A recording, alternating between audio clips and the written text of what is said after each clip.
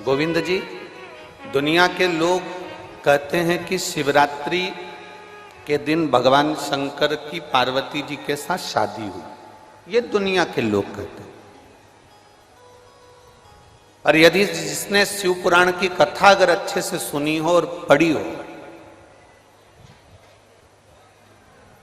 तो शिव जी की शादी की जो तारीख है वो ये नहीं है। हमने पहले भी उसका वर्णन किया। भगवान देवाधिदेव महादेव के विवाह की जो तारीख है वो वैशाख भगवान शंकर के प्रथम शिवलिंग को प्रकट करा था। तो ये शंकर जी के जन्म की शिवरात्रि है, प्रागट्य की शिवरात्रि।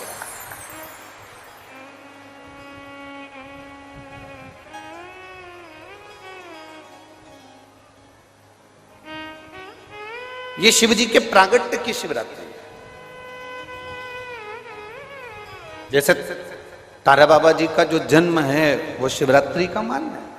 ये शिवरात्रि जो आएगी, माघ की शिवरात्रि, जो मूल शिवरात्रि होती है, जिस दिन शिवरात्रि के दिन भगवान ब्रह्मदेव और भगवान नारायण ने भगवान शंकर को एक पर्वत को घुमाकर उनके लिंग की आकृति, उनका स्वरूप प्रकट किया।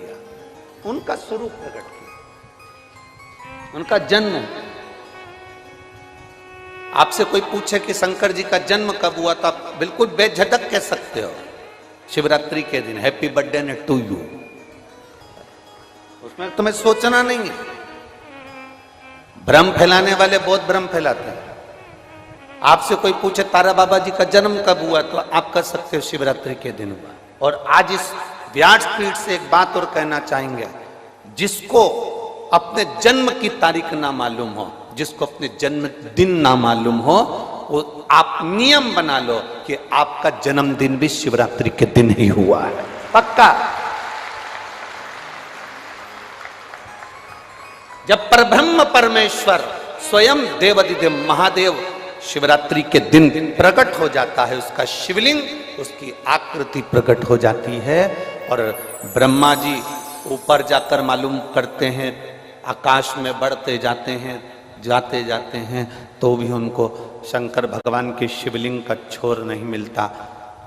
भगवान नारायण नीचे की ओर बढ़ते चले जाते हैं, पाताल की ओर, और उनके चरण नहीं मिलते। तब हार जाते हैं कि शंकर को पहचानना कठिन है।